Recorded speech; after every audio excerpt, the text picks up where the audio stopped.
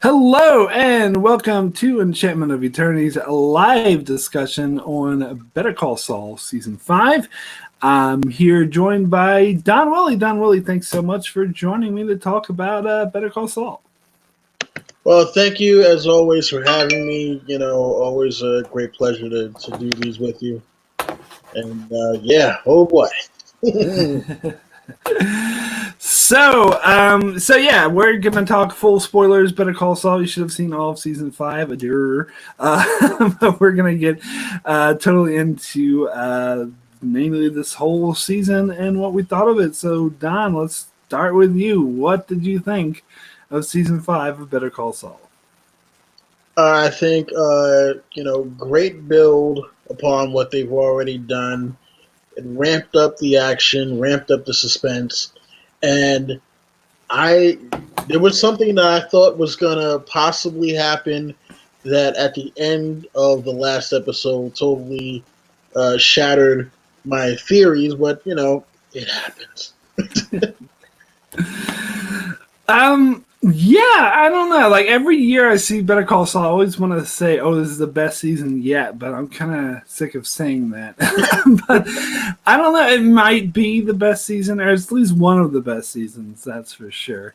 I think this season had, like, every season seems to have like a different focus and a different tone, and this was definitely because this is the penultimate season, because next season 6 is definitely going to be the final season, they already said.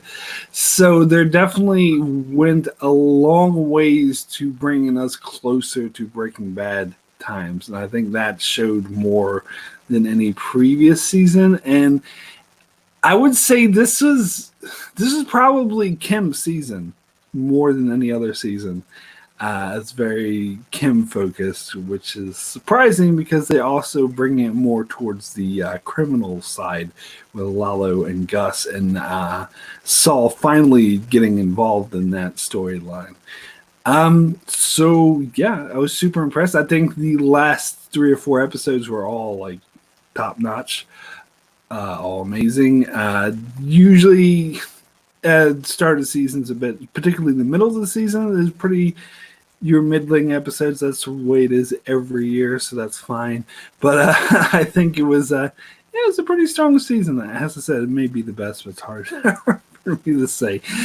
Anyway, so let's get into the characters. Let's start with good old Saul Goodman, Jimmy McGill, and then what his storyline was up to this year. Because, as I said, this is when he really started getting involved in the criminal side of it. And if you look at like the way Saul Goodman was portrayed in Breaking Bad as compared to this season, there's still a difference. There's still quite a significant difference, because he is very he was very much against getting involved with the cartels. He kept trying to come up with excuses, or you can just use a phone, you don't need me, over and over again. But slowly, more towards the end of the season, he starts becoming more and more willing to get involved in that sort of thing. But in Breaking Bad, and some people forget this, that he used to, he actually he suggested other people kill people. He told Jesse and Walt to kill what's-his-face Badger and just have him shivved, and he told Walt in the final season to just kill Mike, which is kind of interesting considering the kind of relationship Saul and Mike have here. Was it Mike? No, it was Jesse. Sorry. It was Jesse who was telling him to kill. Yes. Yeah, that's right. Yeah, but he told him to kill Mike. He told him to kill Jesse. Now, he was saying Belize is like, because he was telling people Mike went to Belize.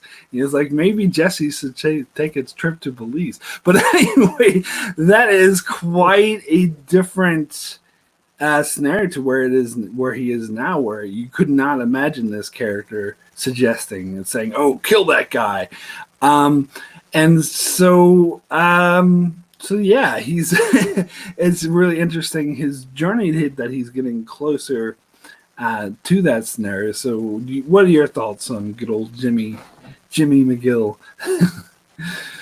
Well, yeah, like you said, this is still not the Saul Goodman that we know from Breaking Bad, but he is getting closer. He's kind of dipping his toes in the water to see, like, okay, just how dangerous is this?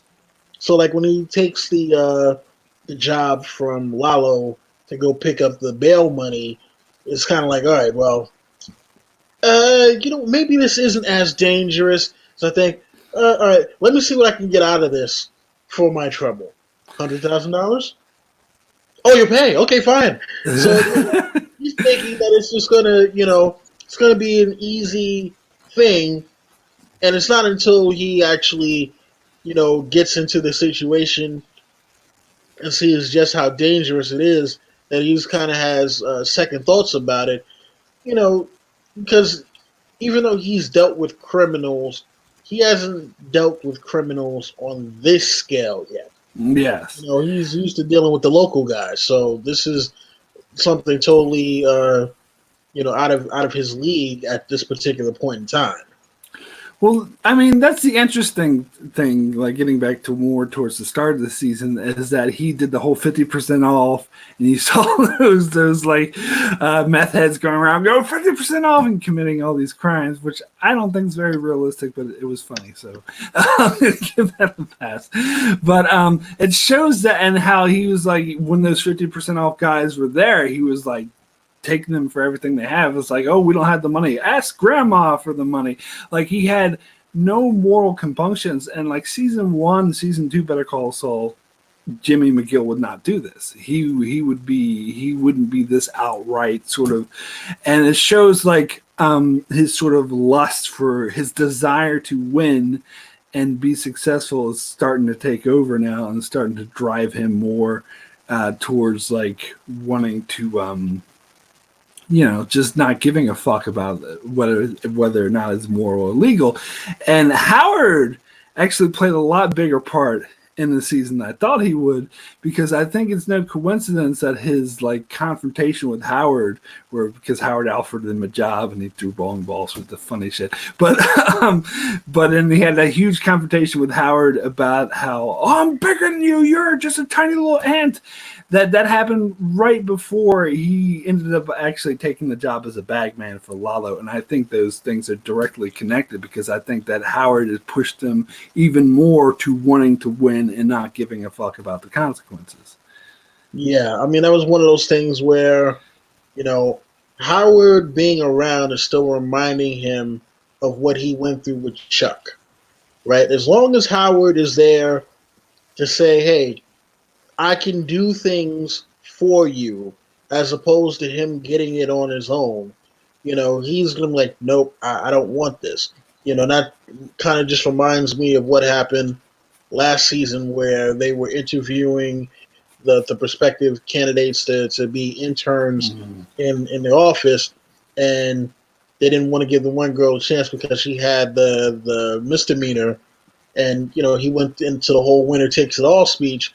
And yes, while it was for her, that was more for him. And so as long as Howard is around, he's going to keep on replaying that in his mind. And he's like, he doesn't want Howard's charity. He wants Howard to see, no. I am the one who is making all this. I am the one who's going to be the big dog on top of everything. And you can go to hell, and you can get your frosted hair, Howard. Yeah. Yeah, absolutely. And it was really interesting, the contrast, because again, like season 1, season 2, Better Call Saul, like if Howard offered Jimmy a job at HHM, he would be like, oh, he would be over the moon. He'd be like, that's exactly what he wanted. So it goes to show, like, mainly through his like confrontations with Chuck and that whole thing, how much he's grown to not want to be like one of them. He wants to be better than one of them now. He wants to show them just how much they suck. And so I think Howard offering him that job is what helped push Jimmy even more to being Saul Goodman, to being just not giving the fuck about the consequences of anything. Now, Omar brings up something interesting in the chat. Says, I think Jimmy became more Jimmy at the end of the season and was not Saul at all.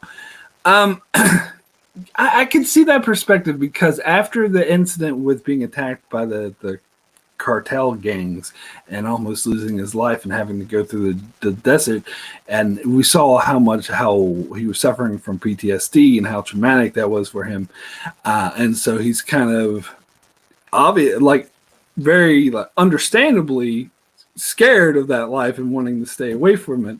So it's very interesting to note that later he's going to become all in on it because you would think he would go in a different direction. And of course, a lot of that has to do with Kim, but we'll get into Kim a bit later. But that is interesting that towards the season, towards the end of the season, he appears to be a little bit setback from going full Saul Goodman. Definitely, definitely. I mean, that's what I was saying earlier. There was before the job Saul, and then there was after the job Saul. And then also there's the after Lalo shows up Saul as well. Because he's expecting, okay, he comes back with the money. He gets Lalo out of jail. Lalo goes about his merry way, and then next thing you know, he gets a call from Mike saying, "Hey, yeah, watch your ass." Yeah. And then there was Lalo, basically threatening to kill him if he doesn't tell him what the real story is. Which All right, I'm gonna put my predicting hat on now, and I'm gonna go ahead and make a prediction. I'm going because we know from Breaking Bad. The first scene he ever appeared in. It's so amazing they make a whole huge story out of that one line where he says, "It wasn't me, it was Ignacio, or did Lalo send you?" So he assumed that when Jesse and Walt took him out of the desert, tied him up, and threatening him with guns, that it was the cartel that Lalo sent them to kill him because of something that he did with Nacho. He's like, "It wasn't me, it was Nacho." So we know at the end of the season, Lalo is still alive, and so Jimmy is going to be terrified of him. So, getting my predicting hat on, I predict that he's going to, and because Nacho, of course, he's blown. We'll talk more about him later as well. But his like Lalo knows about him. So, my predicting hat on, I think that they're going to go into a scheme together, maybe a scheme that he comes up with to take care of Lalo. And that's going to push him even more to becoming Saul Goodman. And that's how he's going to get over this PTSD that he's experiencing. Yeah, I mean, I imagine it would have to be something. And the thing about it, too, is Nacho is going to have to find a way to convince Lalo that he wasn't in on the hit. Because as it stands right now, Lalo has every reason to believe that Nacho set him up, but the why is the question. Because as far as Nacho, I mean, as far as Lalo knows, it's like, look, I brought you to meet Don Ilario, and you shouldn't have any reason to have any animosity towards me. You're running, my uncle's operations while he's incapacitated. What reason would you have to want to get rid of me? But obviously the fact that, all of his household has been wiped out and the only person that's missing is Ignacio, well, hey, 2 and 2 put together, okay, he set me up, but why? Yeah, I mean, we'll get more into the whole Nacho Lalo thing later, but no, that is interesting. I still think that because I think Jimmy and Nacho kind of have common ground against Lalo now, either way, and that Saul is going to. That's how, because I don't know the whole. It wasn't me, it was Ignacio, or maybe they don't get in it at all, and Saul is just did it all himself and is going to put the blame on Nacho and has a backup plan. So if the cartel ever goes after him, he will blame Nacho for everything. But I think that there's going to be something that Nacho and Saul do that it's going to be a thing where it's going to be more of Nacho's execution of the plan, but it'll be Saul's plan. Oh yeah, no, I could definitely see that too. Uh, Definitely, and maybe that's how Saul kind of gets over some of the PTSD he's experiencing. But another thing I want to call back to, which I thought was really interesting, is that, and this again is what sets season 5 Better Call Saul Saul Goodman apart from Breaking Bad Saul Goodman, is in the trial where the bail hearing or whatever you call it for Lalo, that he was working his magic. He had that pretend family sitting in the court and everything like that. But when he looked over at the family of the guy that Lalo killed, you could tell that he was feeling really guilty. He was having second thoughts. You could see that he was thinking about backing out of it, which is something that Breaking Bad Saul Goodman would have he wouldn't give a fuck. He wouldn't care about the family of the victims at all. So that's another thing that he still needs to be pushed more into a not giving a fuck sort of. Well, I'm going to get into what I thought was going to be the reason later on. I guess when we talk about Kim. Okay. Yes. But yeah, later on when we get to her, I'm gonna give what I thought would have been a reason, but turns out nope, that's not going to be the thing. So I don't know. I mean, we can actually skip gears to Kim now, so you can go ahead and talk about what was your theory that you thought would be the reason? Okay, so I thought that up until the very last episode, I thought that the thing that was going to push Saul over the edge was that Kim was going to leave Jimmy for Howard. Oh, wow.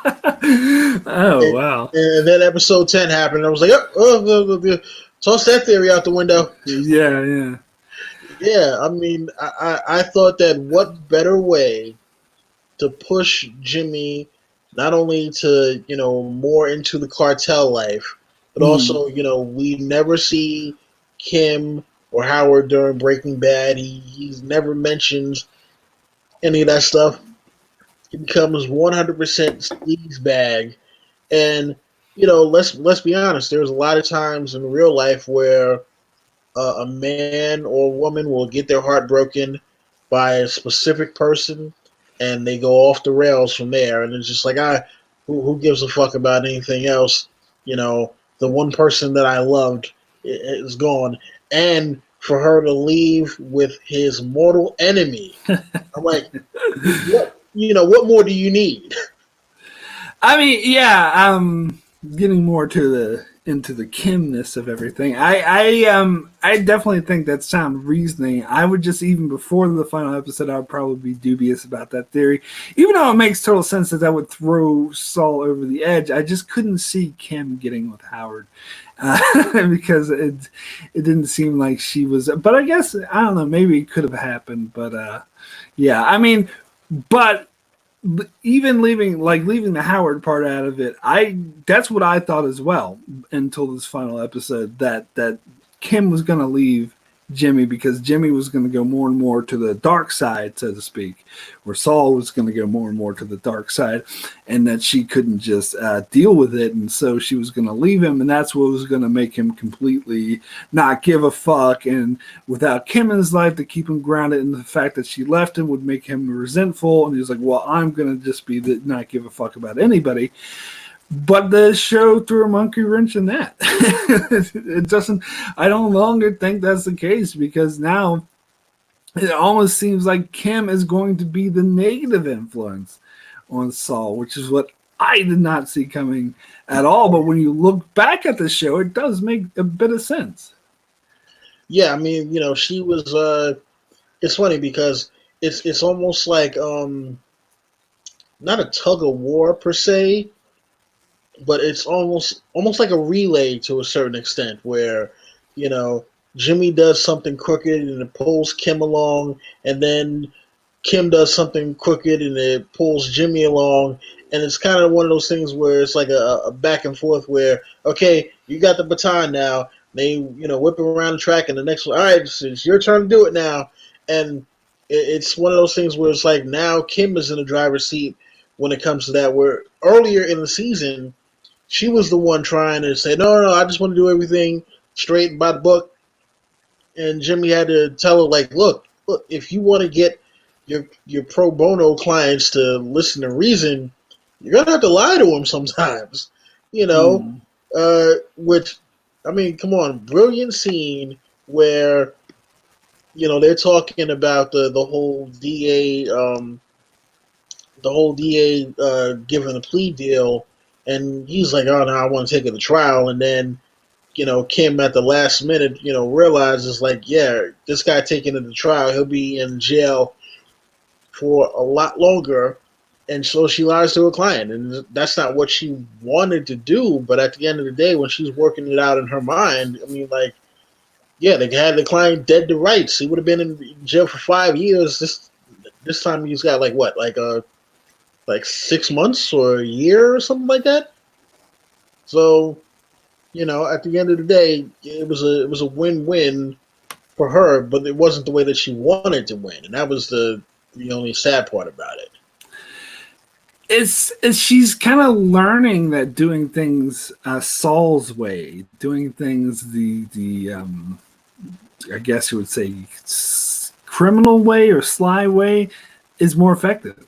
That's what that taught her. That being honest with her clients, and would he would have went to jail for 5 years, like he says, because that she tricked him. And yeah, and I agree. That scene was amazing, and plus the way that she yelled at Jimmy for suggesting, like, don't even suggest that, get the fuck out of here, and then she goes and does it anyway, and then lies to him about it because she felt it showed how guilty that she felt. But I think we see this transition through her character throughout the season of her have a visitor of her getting used to getting over that hurdle and becoming more becoming more of I guess a lot of people are saying that Kim's the one who's Breaking Bad now, which Yeah.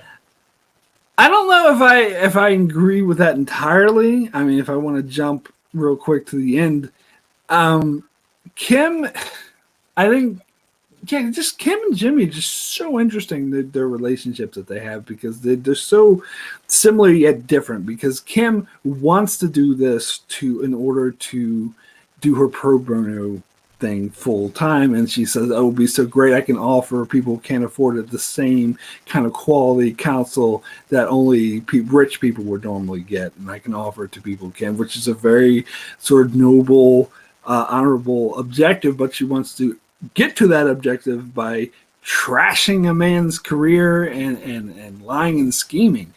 So it's like kind of similar where her goal ultimately, even with the dude you're talking about with keeping him out of prison for 5 years, her goals are always ultimately noble, but she's willing to go in the dirt to accomplish it. Whereas Saul, his goal is just to make money and to be successful. Like, he doesn't care about his clients, he doesn't care about the people they killed, or any noble goals. So I think I would still say that Kim is not as bad as Jimmy, as Saul Goodman is, but I think the two of them together is what's going to make them both worse. Like, they bring out the worst in each other, if that makes any sense. Yeah, I mean, and it's just kind of funny to think about. I mean, look, each and every year we get the beginning scene with a flashback, right? So we started off this year again with Jimmy. He's got out the hospital. He's back at work now. He gets recognized by someone, from New Mexico, who recognized who he was. And at first he wanted to run, and then he decided, no, I'm going to take care of it on my own. The question that I have, I mean, and I think it would be the shocker to find out that Kim has actually been with him this entire time. See, I don't know if I'd be okay with that. That would seem kind of the two. I mean, they could do it, but I don't think I'd like it, because it seems like the scenes with Gene in the future, they're really implying that he's like lonely and depressed and whatnot. So I think that would undermine that theme if they said, "Oh, Kim was actually there the whole time." But I'm open towards Kim appearing in those Jean scenes. Like maybe she wasn't there the whole time, but maybe she will somehow re-enter the picture. And since we're on this topic, I want to address something on the chat that they're saying. The verse is saying, I don't think Jimmy can make the full transition to Saul until the end of season 6. And Omar is saying, I think we have a big time jump next season through the Super Lab construction. And here's my theory on this. I think that season 6, like, say it's a 10 episode season, I'd say up until like episode 7 or 8, we continue like on board with this storyline. And by the end of it, it will come to a conclusion where we'll reach Breaking Bad times. And then we jump forward to the Gene stuff. And that somehow they'll be related. And maybe the last episode or the last 2 episodes will be strictly Gene stuff. That's just my guess. Total guess on that. Yeah, I mean, I'd agree as well because, we have to get to him being the guy that we know from Breaking Bad. And we have to see that transition from him being the guy who's now a little scared of doing the cartel thing to being the guy in Breaking Bad, and we have to ease back into him, and then we have to chop that off and get to Gene, and we have to see the resolution of that story. And I don't think you can have the resolution the way that they have set this up. You can't have the resolution to that story without Kim. Kim has to play some kind of part in the resolution to the entire thing. Oh, absolutely. I mean, I think it's possible that she won't appear in the Gene stuff in the far future, but she definitely has to have a huge impact on how what happens, how it becomes Saul Goodman. Like, I think she's there until the end, unless we jump to the future. But she might even be in the future. I kind of hope she is in that distant future. I think that would be a good conclusion. So Omar in the chat says it's 13, as in 13 episodes in season 6. Has that been confirmed? I haven't seen that anywhere. I mean, I think it would be too early for them to release that kind of information, but I guess the scripts have to be written already because they were supposed to start shooting it, which didn't actually happen, but every other season has been 10 episodes so far. So if you have a source that is 13 episodes, I'd like to see it. But anyway, want to get back. Did they say that in one of their podcast thingies? Omar said they said that. Yeah, I don't watch the official podcast thing. Apparently they have, but that's pretty interesting. But anyway, getting back more into Kim, because we had this stuff going on. We'd already talked about the thing with the, she was lying to her client, but her journey this season was quite interesting because the whole storyline with that old guy who refused to leave his house, which I thought that was a pretty good storyline because that showed at first, because she was really she felt really guilty and dirty about representing Mercer Verde and supporting them, because you could tell that she totally sided with that guy. It's funny that she went off on him, yelled at him, and called him all that, but you could tell that she didn't believe any of that, and that she felt incredibly guilty, and she tried to go back to him and look, here's some houses you can afford, and he just told her to screw off, and so she just couldn't let it go. And then got good old Saul Goodman involved, and things just progressed from there. Do you have any thoughts on that one? I mean, well, for one, you gotta love Jimmy's ingenuity with the whole thing, where he decides he's gonna make the commercials, and he's like, yeah, look, we're just gonna put out these commercials if you don't, give us what we want out of this. And and we're also going to sue you on behalf of the person who shot the original photograph that you're using as your logo. And just to see that whole thing, and the fact that Kim was not only blindsided, but she was enraged by the fact that she wasn't in on the plan. Because for her, it's look, I don't care that you did the plan. I want to be in on the plan when you do it, though. And Well, that was the kind of yeah. the, yeah, that was kind of the thing that kind of took me a little by surprise too, because it's one of those things where I understand that she didn't see it coming. Uh, Mhm. I mean, but like Jimmy explained, he was like, "Look, I needed your natural reaction to this because they already know that we're close. They already know that that we sleep together in the same damn vicinity. I can't have them Mhm. tracing whatever I do back to you. So, the fact that after that, Kim was like, well, fuck it then. Let's get married so this way you can't ever, even if you, That was totally you can't ever unexpected. keep any secrets Yeah. from me. Well, yeah, I want to get more into that because it's interesting that because it was Kim's idea, the whole videotape thing, but she was having cold feet. Like she told Saul, "Don't do it." And I think it was only in part. It wasn't just because Rich was starting to suspect her. I only think that was a small part of it. But Saul was acting like that was the only part of it. And so that's why, oh, I do it. You were generally surprised. That way Rich will never suspect you. And she was still angry at him because I don't think that was the whole point. I think, again, it's like she felt guilty over lying to her client, is that she wasn't really fully ready to commit to doing the things that Saul does, and that she had really cold feet and felt guilty about doing it. And I think that's part of the reason why she backed out, and part of the reason why she was so pissed at Saul for going ahead without her permission. So I think like that moment, it was an amazing scene when she was yelling at him for doing it, and I really thought, like as an audience member, I thought, well, she's leaving him. This is the moment where she leaves him, and she even said, like, we're gonna have to split up, call it quits, or and he's like, or what? He's like, or we get married. So I think that was the moment where I think that's her first kind of Breaking Bad moment. That's a moment where she made a conscious decision because Jimmy's obviously a bad influence on her, and she knows this. So she could have went one way, went and been a good lawyer, law-abiding, legal, work with Mercer Veda kind of thing.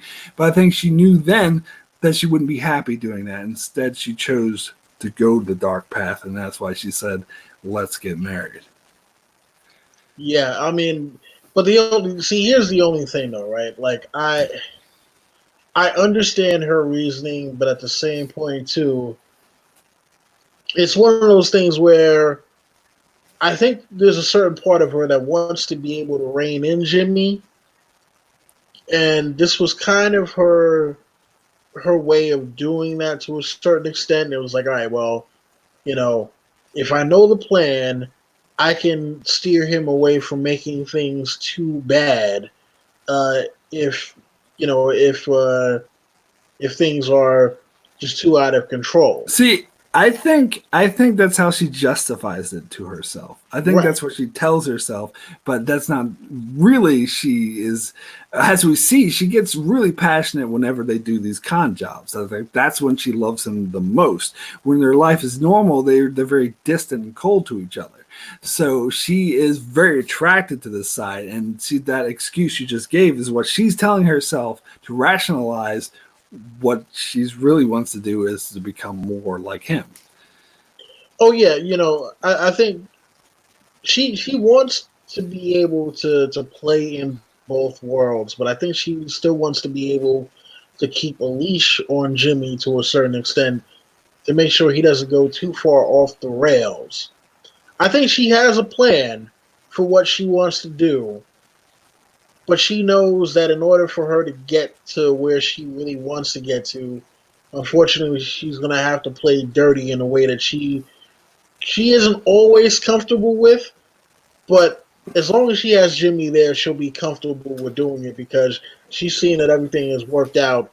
Once they do it the way that Jimmy says to do it. Yeah, I mean, like it's like we talked about earlier, is that she's learning this season that if you do things the Saul Goodman way, you cheat, you lie, whatever, you accomplish your goals better. She's learning that's the better way to get things done, even if her goals are good to help people, she's learning that you have to go in the mud. So I just want to address the chat real quick. Omar was saying about the 13 episodes in season 6 that they said in the Hollywood Reporter podcast. And Gillian also said that he predicts this end will be better and more satisfying than the Breaking Bad ending.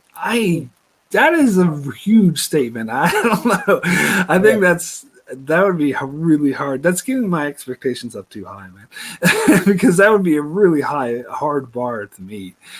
But 13 episodes for the final season makes a lot of sense because it is the final season. So actually, that makes me feel better that they're spending more episodes, more time to wrap this thing up properly. So I can see them going like 10 episodes in this timeline and then the last 3 being a future timeline thing. I can totally see that happening. And also, Norman Buckwell says, does Kim simply want to still play Victor and Gazelle? I don't think so. I think because playing Victor and Gazelle is kind of like the fun little thing. I think she's taking that to the next level. I think she's going beyond that now. Yeah, especially when she talked about trying to ruin Howard. Yeah, yes. Now, mind you, does Howard deserve some comeuppance? Yes, he does. He's the swaggering dick that just, like, hey, yes, look at me, I'm a high-powered lawyer. But at the same point, he hasn't done anything egregious to the point where it's like, well, you know what? He needs to lose everything because he's just that much of an asshole. Well,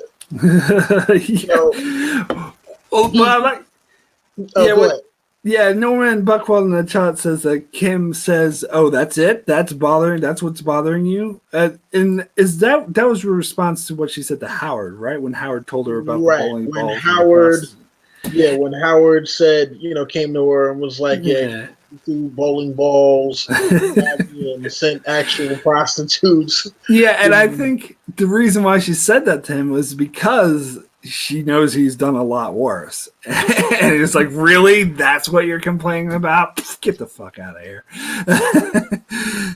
I mean, well, the thing about it is, it's one of those things where, Howard has absolutely no idea the things that Jimmy has gotten into. So for him, he's like, he's dealing with whatever litigations that he's dealing with. He's not playing in the underworld at all. So for him, this is totally out of the norm. Like, dude, I'm this upstanding, citizen. Everyone knows me. You sent, the trashiest of prostitutes to come and harass me, while I'm having dinner, with judges and fucking councilmen and all that shit. And and also I'm at my home, my nice, gated estate, and all of a sudden the bowling balls going through the windows of my expensive, luxurious car. So for him, he's like, what kind of childish shit is this? Not realizing, like, no, this dude is out here playing around with cartels, man. Like, you throw bowling balls through your window is nothing. Well, I mean, to be honest, I did think what Jimmy did was really childish. And at first I was very much against it. I thought it was a very asshole-ish thing to do. And I'm just like, oh, God, why, that's a bit childish. Why are you doing this? Leave Howard alone. But then it starts to make more sense when he, says, that, oh, you kill my brother and then you offer me a job, that he's still holding a lot of resentment towards Chuck. And I think all that resentment is now directed towards Howard. Like, after Chuck died, all that resentment went his way, and he thinks he's really insulted by Howard. It's just offering the job. He thinks it's another way for him to say, I'm better than you, and that's what really pushed him over the edge. And Kim's reaction to finding out about the bowling balls is really telling, though, because she didn't give a shit. When she was telling Saul about it over dinner. He thought she was going to chastise him over it, but she's like, "So what's next? What would we do? We cut off all his hair?" And then they're going back and forth all the shit they could do to Howard, and that made them horny for each other, made them more passionate for each other, talking about how well they could screw Howard. So Kim had it in for him as well. She had her own issues with Howard. Now, whether or not he deserves it, I don't know. That's another question. But I mean, well, you got to think about it like this, right? You know, she felt stifled while she was at HHM, right? She was there for years working as an associate, and then it's like the moment that, you know, she has any dealings with Jimmy. Now, obviously, she didn't know that it was Chuck that was kind of setting all this up, but I guess Howard didn't fight enough against what Chuck was doing. And it was like, no, at the end of the day, you know Chuck was crazy, and you punished me on behalf of a fucking lunatic, you know, so and then fired her. So it was like, well, you know what? I kind of see, you know, why she has such animosity oh towards. yeah, but you know what I think? Go ahead. Yeah, I'm sorry. Do you know what I think really threw her over the edge though is when Chuck said, "Oh, you know who you know?" She said to him, "You don't know Jimmy at all," and he was like, "Oh, not Chuck. Howard. Sorry, Howard said, you know who really knew Jimmy? It was Chuck." And I think that's what threw her over the edge. That's what pissed her off because Chuck thought Jimmy was worthless. And so Howard's basically saying he's worthless, and Chuck was a total asshole to him, and also to her by default in order to get at him. So I think that's what drove her to want to strike back at Howard. Yeah, and you know, Howard doesn't deserve that kind of thing, but at the same point, I can understand why. You know, I'm not saying it's right, it's not right, but it's very understandable just based off of the fact that, you know, she actually was putting in the work. She was doing all the right things. It's like you screwed her over just because of someone she was associated with. Remember, they weren't even together at the time. And that's what makes it even worse. It's like, you screwed me over because I was friends with this guy. You know, like, had they treated her better, she might have opened up her eyes to who Jimmy was earlier, and she might have let him go. Yeah, but the truth was they were being just as bad. And she saw that. Especially Chuck. He was, yeah. Well, yeah, but, you know, but again, I think it's because of the fact that they treated her so bad for being friends with him, and that's the reason why. Oh, absolutely, you know, yeah. That's the reason why it pushed her more towards him. Yeah, absolutely. That's why she didn't take their side because I think they were despicable to her. Honestly, like I would agree with that. But another really important thing this season that's worth talking about as far as Kim goes is the effect that Jimmy almost dying in the desert had on her. Like how like she went to Lalo, which the producers themselves said was a stupid thing to do, was a bad move, and usually she makes good moves, and how much like she thought her life was falling apart. You see how depressed she was when she thought he was dead, and how after finding out he was alive, that was almost like that was a really huge experience for her, and had the effect of making her realize what was important in life, and that she didn't want to spend the rest of her life working for these rich bankers who she doesn't like and doesn't think she's doing good work. So she quit her job, she quit Mercer Verde, and she went out of her way. It's funny because after they were threatened by Lalo, like Jimmy Saul just wants to hide in a hotel, but she wants to go out and ask for more cases. Give me more cases. I want to help more people. She was more determined than ever to live her life helping people. but at the same time, it's like that near-death experience kind of took away all her inhibitions. Like she was able to yell at a freaking cartel guy who's brandishing a gun to them. like she totally lost her inhibitions, and so now she's willing to just go and commit crimes willy-nilly. So that's what people are talking about with her Breaking Bad, and I think a lot of that did have to do with the experience of that Jimmy had in the desert. Right. I mean, listen, it's one of those things where, as was stated in the chat earlier, this was kind of an extension of Victor and Giselle, right? But it became a thing where it's like she actually really does care about Jimmy.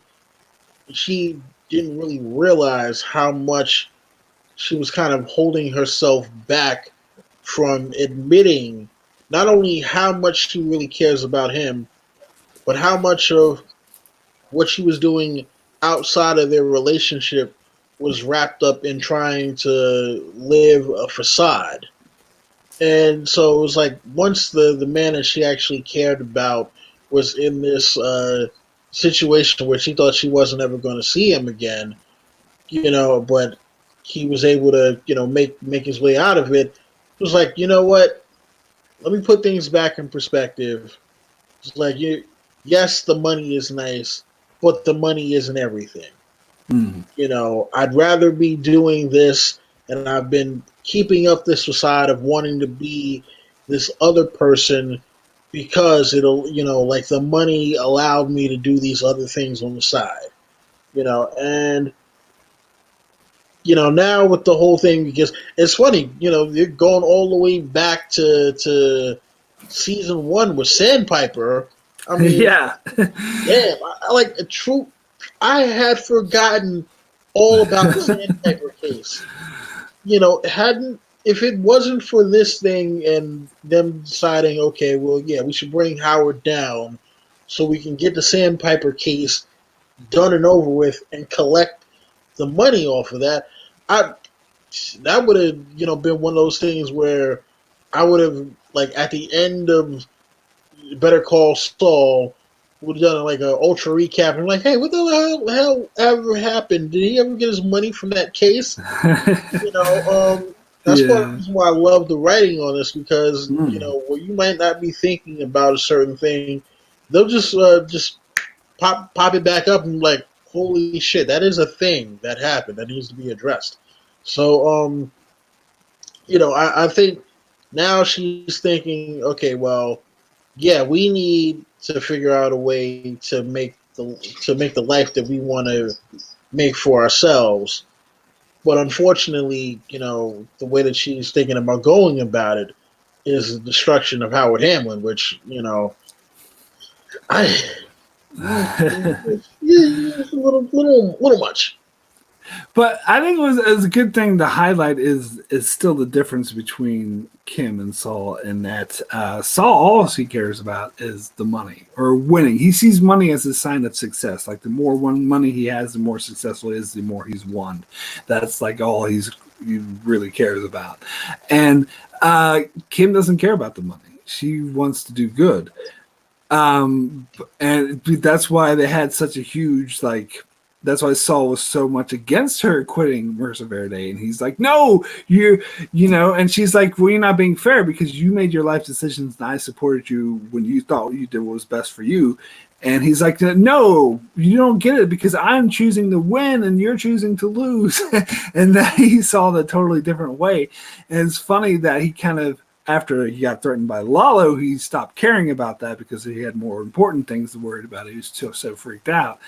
But it seems now that they're going to kind of be united on this taking down Howard thing, which so I don't know, but you got to keep in mind that they still have totally different goals in life, and that's why. And I've been saying it since season 3, and I think season 4 and this season 5, it was most evident out of everything that Jimmy and Kim's relationship is very toxic.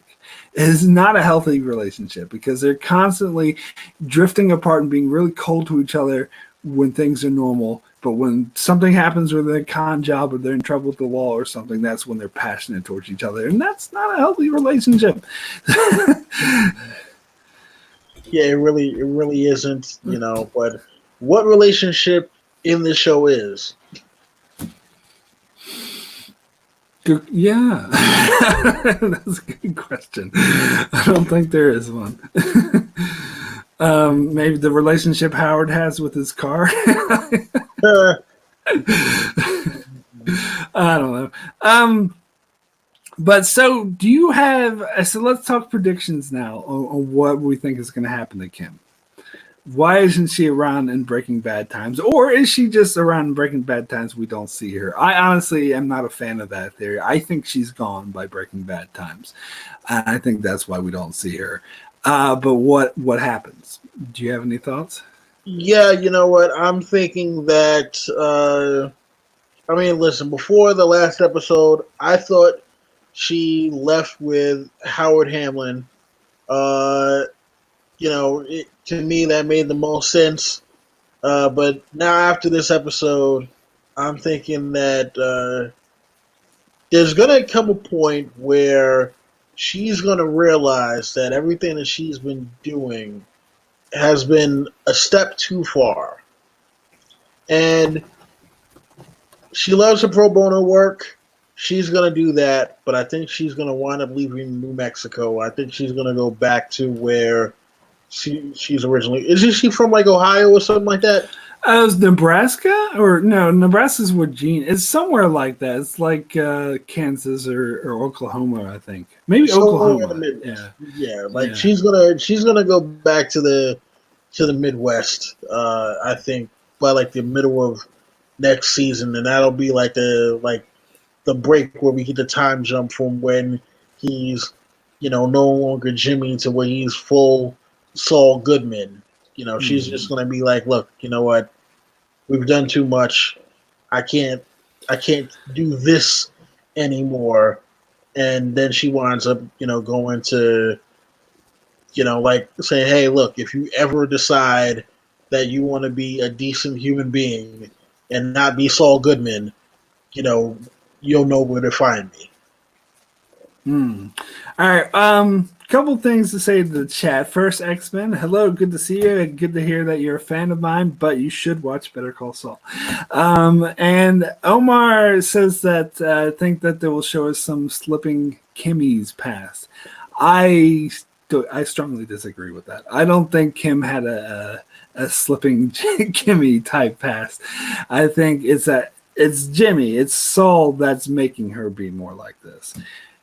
But we saw we did get a flashback with Kim in the season about um her mother being an alcoholic, kind of not a very good parent, and I think that sort of has a lot of effect on, and that we learn has the effect of why she wanted to get away from her home, why she moved to Albuquerque to become a big lawyer, and that's probably also a motivation to why she wants to help people so much because of what Well, she experienced. well, who And knows? Could be maybe her mom gets sick. She decides to go take care of my mom. maybe, I don't know. I would doubt that too. I think she would just abandon her. But so my prediction is I think that they're going to go full in on this Howard thing, and that Kim is going to become more and more corrupt. And I think Kim leaves Saul not because of anything that he does, because of something that she does. I think she's going to do something that this thing's going to get out of control, and she's going to do something so horrible. And maybe Howard's going to end up dead. Ooh, there's a big prediction. But Mm. she's going to do something so horrible that she's going to feel so much guilt, and she's going to blame Saul entirely for this and say, it's your fault, you made me do this. And she's going to leave him, and that's what's going to cause Saul to not give a fuck anymore. And it's like, well, shit. I can never do any good anyway, so fuck everyone. So there's my prediction right there. Wow. I mean, I would hope that they don't. Oh man, look, Chuck deserved to die. And as fucked up as it sounds to say, Chuck deserved to die. Howard doesn't deserve to die, and if it were Jimmy and Kim's fault, oh man, yeah, that would be a hard one. Oh Um, man. Oof.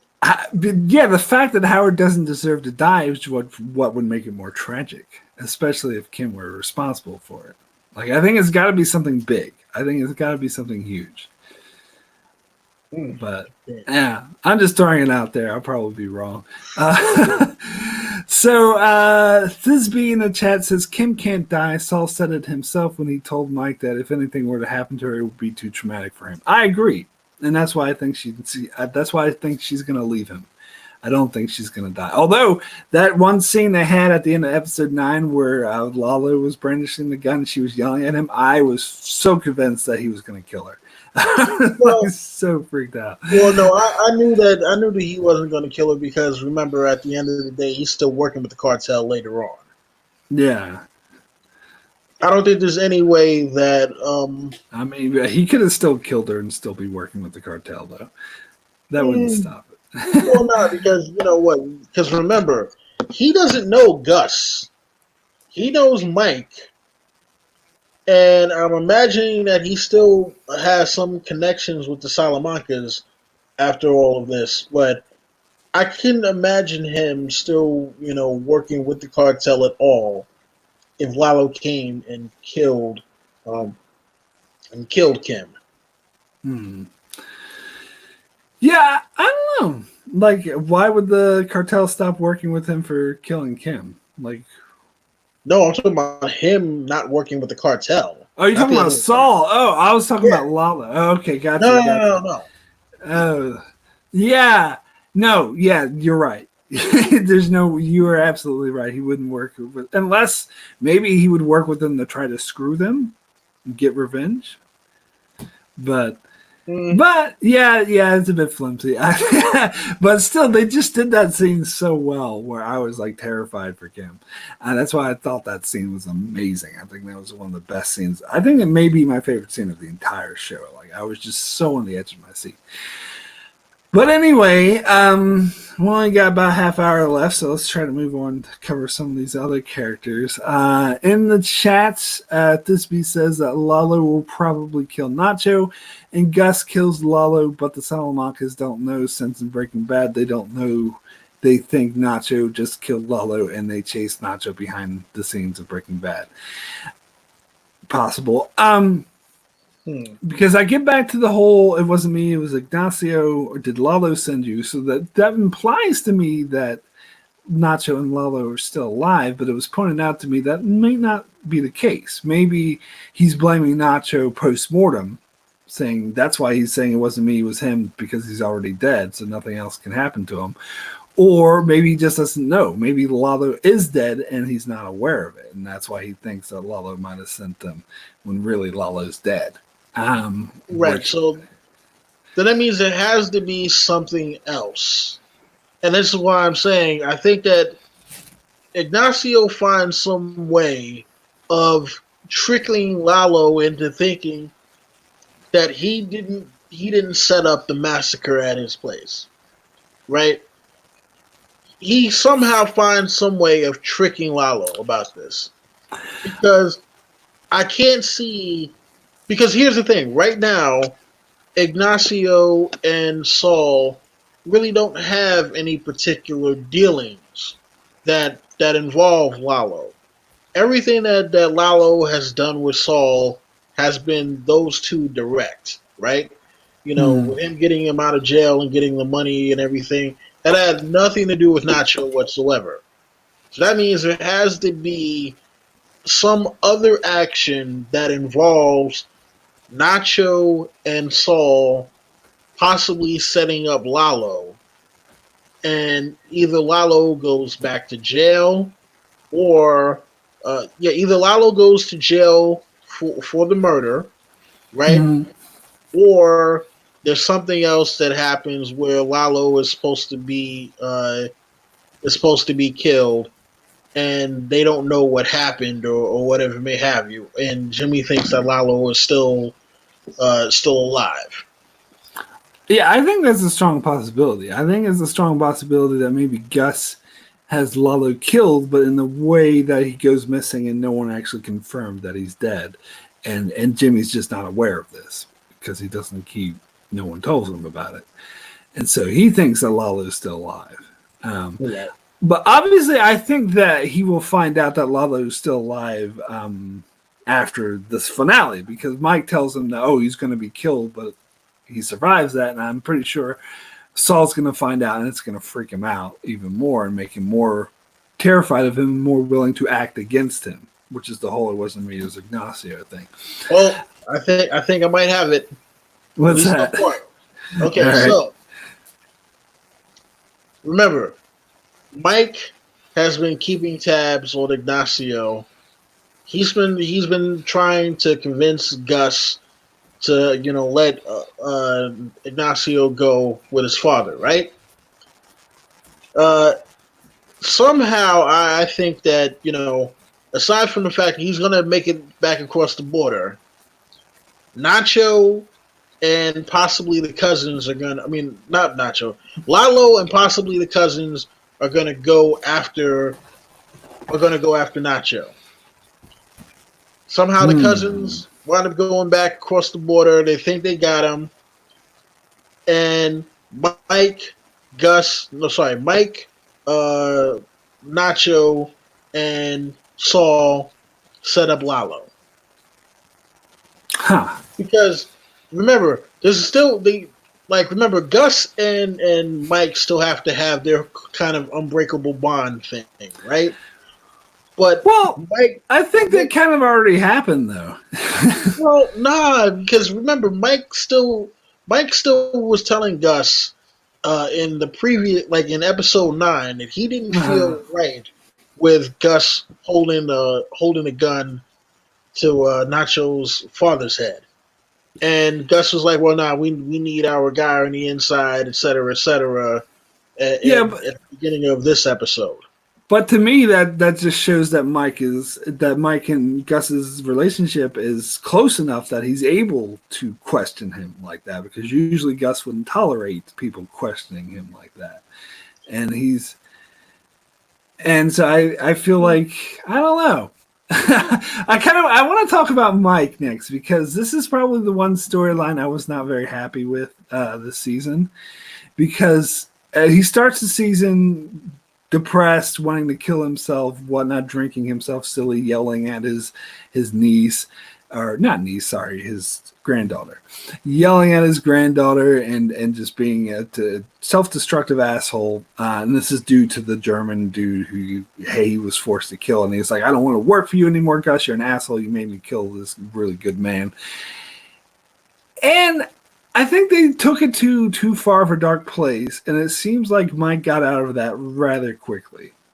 Like, I mean, he had a near-death experience, but he was still being, I don't give a fuck after that. And Gus just went down there, had one conversation, and be like, oh, the reason, and he, Mike brought up a good point. Why should I work for you? Why are you any better than the Salamancas? You're also a drug dealer that just wants me to kill other drug dealers. And he's like, oh, you understand revenge. And now all of a sudden Mike's like all in with Gus. And I don't know if I completely bought that. It seemed to happen too quick. I thought they would build up to it a lot more. I mean, and that's what I'm saying. I don't think Mike is all in just for the fact that he's still questioning Gus. Whereas in Breaking Bad, he wasn't questioning Gus whatsoever. It was like it wasn't until he saw Gus threatening Walt's family later on that he was kind of like, all right, this is starting to go too far. It's fine when you're threatening him and Jesse and doing whatever, but once you start to threaten people's families, and I think that's the thing. It's like I think there still has to be something that's going to happen later on where, I think Gus is going to let Nacho and his father go, and there's going to be something that it's going to revolve around Lalo. Okay. So, that is a very interesting theory because that would make Mike appreciate Gus more. I mean, Yeah, that would help me if they did more to ingratiate Gus to Mike, because but I still think like he is still kind of acting like Gus's, well, his soldier is how he put it. Maybe he's not the right hand man quite the way he was in Breaking Bad, but he still seems totally on Team Gus, even if he does question his orders. And I just think that happened a bit too quickly. Right. Well, the other thing though too, as far as Mike's storyline, I can understand why you might be disappointed with this one because we didn't get as much with regards to detail as we've gotten in the past with Mike. Uh, and I think that might be because we know so much about Mike. It's Yeah. like what there's not much more that we can really learn about Mike. His relationship with his granddaughter, his daughter-in-law. It's more about trying to build how he becomes the guy that we know in Breaking Bad. That's Mister No Half Measures, and Mm. he's getting there, but we still need the whole. Like I said, there needs to be that one last thing that is him and Gus and how they fully cement that relationship to where Mike is willing to die for Gus. I Yeah, I don't think think he's you're there. right. And I think you're right. And I think Mike does need to lose. He still is holding on to a bit of morality that he needs to lose by Breaking Bad times where he's Mr. No Half Measures. Because I pointed this out in season one, Better Call Saul, like Mike would never give that no half measure speech. Like he was way too. He's another one who has to sort of more go break bad, so to speak. But I think he's almost there. Like I think he's closer to his Breaking Bad counterpart than Saul is. Yeah, definitely, definitely. Um, Now, getting more to Nacho, I think a really interesting. I think he had a really great season. Like he's becoming more of an interesting character. But I think a strong parallel I've seen drawn before, which I think makes a lot of sense, is Jesse. That Nacho is kind of like Jesse, and especially in terms of being like a good guy at heart and not being for this criminal lifestyle and just being sort of thrown into it. And I think that's kind of there was one scene in particular that really reminded me a scene of Jesse from Breaking Bad is when we saw Nacho at his house with this, the drug addict, the chicks hanging around and how unhappy he was. It strikes me so much of the scene from Breaking Bad where he was at the huge house and there's parties and Jesse was just not happy and depressed. Like, and so I see a lot of parallels there, even though like Nacho is better at being badass than Jesse is, but I think he's still at heart that, and especially that speech he had, the conversation he had with Don Ilario in the finale, where he's just like, I don't want to be looking over my shoulder anymore. And even the actor himself, I think, said that was Nacho kind of telling him, I don't want this life. So yeah, what do you think of the Jesse connection? Yeah, I mean, look, that's if you think about it, Jesse never really wanted to be in the super criminal lifestyle. He just, he wanted to sell a little meth and make some money and, go out and party. Like, Jesse was kind of like one step above the 50% off guys. Yeah. Uh, but, he still had a stable head on his shoulders. And Nacho was kind of there too. You know, we don't necessarily know how Nacho fell into this lifestyle. But we know that for him, it was a way to make some quick money. And the deeper he got into it, it's like, yeah, he made more money, but the more he's like, well, damn, I got to find a way out of it. And but it's one of those things where they're like, no, no, no, you're in, period. And if you ever watched any documentaries or any movies about just like gangs or criminal underworld, they kind of like, yeah, no, you if you're in, you're in. There is no, let me retire out of this. Yeah, Retirement yeah. usually comes in a pine box. Yeah, there's no walking away from it. Yeah. Yeah. So So yeah, are you? So you're predicting that Nacho does get the walk away from it? That's how his story ends. I'm predicting that Gus allows Nacho to walk away, him and his father, um, or at least he lets his father walk away. I See, don't know if Nacho lives, but I think that his father gets to walk away, thinking that Nacho also gets to walk away too. I think if Nacho gets to walk away with his father, that would be a really nice ending for him, which is why I don't think it will happen. I think the show is darker than much. In fact, I wouldn't be too surprised if his father got killed and drove Nacho over the edge to do something stupid. Um, I don't know. I guess this show isn't, it's not Game of Thrones, but it is quite dark. I mean, listen. At the end of the day, when you deal with that kind of criminal underworld, those are things that can happen. Hmm. You know, I mean, like I said, I don't know that Nacho necessarily gets to walk away. I do think that at least his father will get to walk away, and maybe his father will be under the impression that he'll get to walk away too. Hmm. Actually, I'm going to doubt myself. I'm going to contradict myself now. I'm going to double back now because I just compared Nacho to Jesse, and Jesse did get a happy ending. He did get to walk away, so maybe Nacho does as well. Huh? Okay. You know what? That part I hadn't even thought about. Yeah. Although Jesse went through hell first, so maybe Nacho's going to go through hell first. Hopefully not. Hopefully he won't have to go through all that. But goddamn. Yeah. I don't know. I am predicting some really dark shit to happen next season.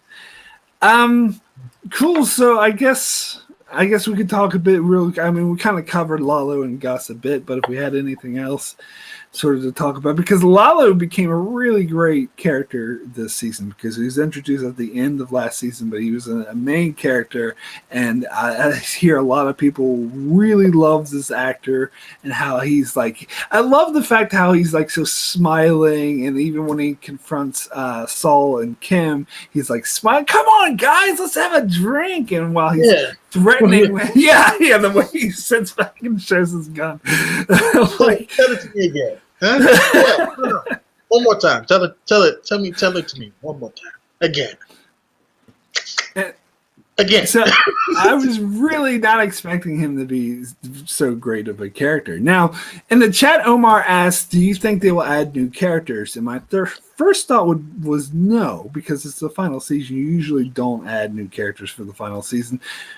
But maybe, because they added Lalo at the late stage, and he became really important. So I think it's in the realm of possibility they might introduce, like, I think in season 5 of Breaking Bad, the last season, they introduced a whole slew of new characters. So I think it actually is possible they may introduce some important characters in the final season, but they'd have to do it carefully. They'd have to do a really good job at it for it to introduce characters so late in the game. I mean, or if anything, if not introduce some new characters, maybe elevate some of the other ones, like Crazy 8, because Crazy 8 is still around. Yeah. So I think it would be the proper time to maybe elevate him just a little bit to where he gets to be the guy who's basically, a little mini boss. And what was the other guy too? Crazy Eight's cousin. Remember the Crazy Eight's? He hasn't been in Better Call Saul yet, has he? Nope, not at all. Oh, So okay. I think this would be a perfect opportunity to bring him in as well. I think they could, like, story wise, they could use that connection to bring in Jesse, but they would have to do some serious de-aging shit on Aaron Paul Yeah, in order for it to not look Paul totally. definitely does not look, like his early 20s self. Yeah. Yeah, nah, you know what? But they don't necessarily need Jesse because Jesse didn't know any of those guys. He didn't know any of the cartel guys. Jesse was Yeah. Well, he knew super low Crazy man. Eight, though. He knew Crazy Eight. Yeah, but Yeah. other than that, he was super low man on the totem pole. Yeah. Oh, absolutely. Yeah. But I Well, think, I hope we at least get a mention. Like I was yeah. thinking more of like a cameo rather than like a full on new character. Like one scene Jesse pops up or whatever. Oh, and you know what? Omar just brought it up. Tuco back. Yes, Oh yes. you have to bring Tuco back. But I don't know if you have to. Well, no, because remember, Tuco is a major guy, but like during the opening of Breaking Bad, Yeah, I mean that's the true, guy. but you can kind of just imply that they already implied at the end and in this season they said, "Oh, Tuco's coming back in a year." I think that's all you need to do. You don't really need to Well, see him. true indeed, but it's like, how do you? Because remember, he's got to be in charge of the Salamanca business by the time Oh breaking. yeah, By the time. So that's if we're true. gonna But have, I think you can have him in charge without actually seeing him, though. You just need to imply that he's coming back to take over. well, then the question then is, what do we do with Lalo and Nacho? Nacho? Yeah, Yeah. because man, this is because those two are kind of the linchpin to the Hmm. whole deal. Because yeah, Gus is obviously fine with Tuco running things, right? You don't hear any beef between Gus and Tuco, Yeah. but that's Yeah. because Gus kind of runs things on the low without anyone really Yeah. recognizing it. I mean, as far as I know, Tuco isn't even aware of Gus. Right. So it's one of those things where, yeah, because he's too damn high. Yeah. You know? tight. Yeah, and I think that's why Gus is going to be okay with Tuco in charge because he's a lunatic and he's not a real threat to him. Right. So Yeah. it's one of those things where whatever's going to happen with Lalo and Nacho has to happen, and I think it's got to coincide with Tuco coming back. So it's either got to happen right before Tuco comes back, and I mean, I'm saying if we're saying that he doesn't have to come into the picture, then whatever happens has to happen right before Tuco comes back, or else there's a power vacuum. Yeah, I mean, but that could be the case. But you could be right. Maybe Tuco does come back. But what I'm saying is he doesn't necessarily have to. We don't have to see him again, but we could. I mean, just for 2 episodes. Yeah, it could. Yeah, I think 2 episodes. he could be tied into this somehow. But I predict he would be mostly unaware of what goes on between Nacho and Lalo. Yeah, no, he's going to be too high. Yeah, he's just going to be there to fill the power vacuum, but he's not going to be actively involved in what goes down between them. Oh, I think I have it. They kill off Lalo. Yeah, they kill off Lalo. Nacho stays in charge until Tuco comes back, and as soon as Tuco comes back, they're like, "Hey, yeah, we need to recall." Like somebody places a call to Tuco and says, "Hey, yeah, we're gonna need Lalo. I mean, we're gonna need Nacho to be doing something else, so Nacho doesn't work for you anymore. Okay, goodbye." Oh, and that's gonna come from Gus and Mike. He's gonna end. Yeah, I see what you're saying. That would be cool. See how that goes. All right, so real quick, I want to talk about a bit about Gus and Lalo, how they were having this back and forth all season, where Lalo kept, attacking Gus's shit and trying burning down his chicken place, and trying to trying to get all his using Crazy Eight as a way for the DEA to arrest all of Gus's gangmen who were selling and really just attacking the shit out of his whole establishment, and how Gus attacks back, but in a very low key way. And I love how, oh god, what the guy's name? Bolsia, the second in command dude Oh of the cartel.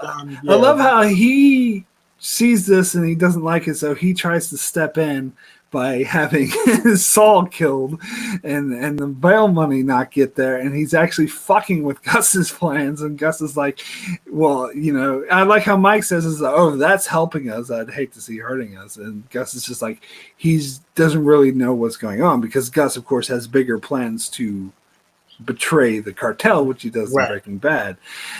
So that's very complicated. But I love that interaction between the difference between Lalo and Gus, where Gus was very low key. He has an inside man Nacho playing it, where Lalo was just very not low key, just very like burning down chicken places. But he's doing it. But the thing about it is, Lalo was doing it in a way where, if it wasn't Gus, if it wasn't for the fact that Gus already knows that Lalo is the guy to be doing this, no one would know that it was Lalo. It would be one of those things where it was like, yeah, why is someone keep on doing this to me? Who's fucking with me? But it just so happens that he's doing it to someone who's smart enough to know that, oh yeah, it's got to be him doing it to me. Oh yeah, I think Gus would know. Even if Nacho wasn't informing on him, I think Gus could tell that the Salamanca's is the ones who has it out. I mean, but if it was anyone else in the cartel, I think they would be sitting up there pulling their hair out trying to figure out who it was. Okay, so in the chat, Omar says you think Gus asked Balsa to hire those hitmen since they were not really the best. Are you talking about the hitmen in the finale that tried to kill Lalo? That's what I want to know. In fact, when Lalo says, I know who it was that sent me, like, you assume he's talking about Gus, but is he actually talking about Balsa? Like, is Lalo aware that Balsa was involved in this, and did Balsa and Gus conspire together to kill Lalo? That's still a bit unclear to me. Yeah, because it's definitely one of those things where we don't know. I don't know. I mean, like, is it the cartel doesn't like the Salamancas all that well, or what? Like, well, no, because it's just the Balsa guy. Like, the Don Ilario is honest, like, obviously not aware of this, because he's still on board with Salamanca. That's why Lalo was, kissing up to him, giving this. Now here's a nice car, so because he wants to make sure he's good with the top boss, because the second in command guy obviously doesn't like him, and I think Lalo was aware of that at that point, and that's why he was kissing ass to Don Ilario so much. Right. Interesting. And I think, and the Balsa guy doesn't like Lalo because he's hurting their business. He's hurting Gus's income, and that's hurting the cartel in return. Yeah, I mean, well, we'll see what happens. I mean, like, yeah, because now they're saying, like, there's a middleman. Well, so they don't even know who the person. They don't know who it was that hired them. All they know is they got hired to come in and do a job. And so, yeah, it's like, was it Gus or was it Balsa or was it both? Because remember, Balsa actually wanted wanted Lalo to stay in jail in America. Yeah.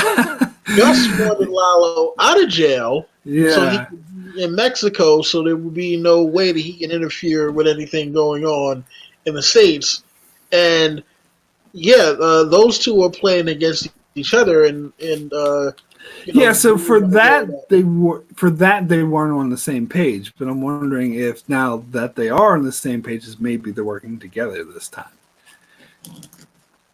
That would be interesting, but I think that Bosa wouldn't like the fact that Gus what happened in the desert. I don't think that Bosa would be on board with what Gus did in that particular With instance. what Mike did with killing those dudes. Right. No, yeah, you're right. I don't think he knows about that. I don't think he knows anything about Gus's involvement in that. But I think they might be working together now with killing Lalo, though. Right. So I don't know. I am. That's one of those things where like we know they're gonna wrap it up in the next season. We know it's gonna be good and it's gonna make total sense. But I'm still gonna feel like, if I had any hair, I would pull it out trying to figure out like what's gonna happen now. All right. Well, speaking of wrapping things up, let's go ahead and wrap up this discussion. Again, thank you so much for joining. So I gotta ask every time we do these end of season discussions, a rating 1 through 10, 10 being the best. What do you give season 5 of Better Call Saul? Season 5 of Better Call Saul. I'm gonna give this one a 9. Very high up there. I think it's pushing us in the right direction while still holding things back for us to want to anticipate more to come. I think that they have done a great job with setting this apart enough from Breaking Bad that you're not sitting there like, okay, where's all the Breaking Bad stuff? But at the same point, still giving enough of the Breaking Bad things in there to be like, oh, I like that. I remember that. That was a thing, and I can't wait to see how they connect it all. So yeah, I'm gonna give Better Call Saul season 5 a 9 out of 10. Yeah, Omar in the chat also says 9 out of 10, and I gotta agree. I also say 9 out of 10. I think this was an absolutely amazing season. I mean, the first part of it, especially the middle, is a bit slow, the way it always is. So that kind of holds it back from being a big 10 for me. And plus, the way it ended too inconclusive to me. I wanted more of a conclusive ending, but I guess they're leaving a lot for the final season. But still, like, an absolutely amazing season. Now, earlier in the chat, a couple people were like talking about which season's better. Some people had their different ways. I think a couple people said season 3 was the best.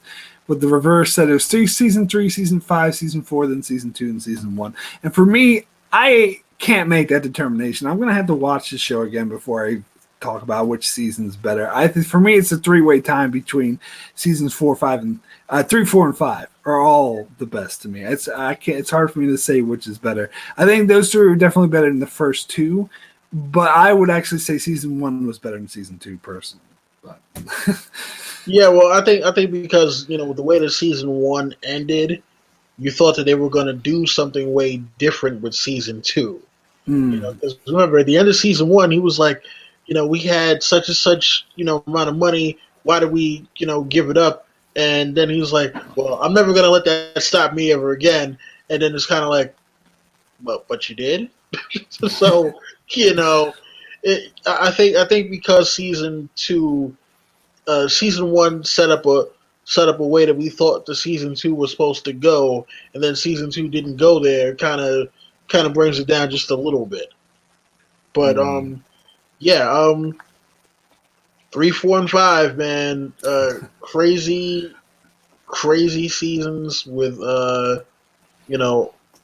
like I said, to me, this is on par with Breaking Bad.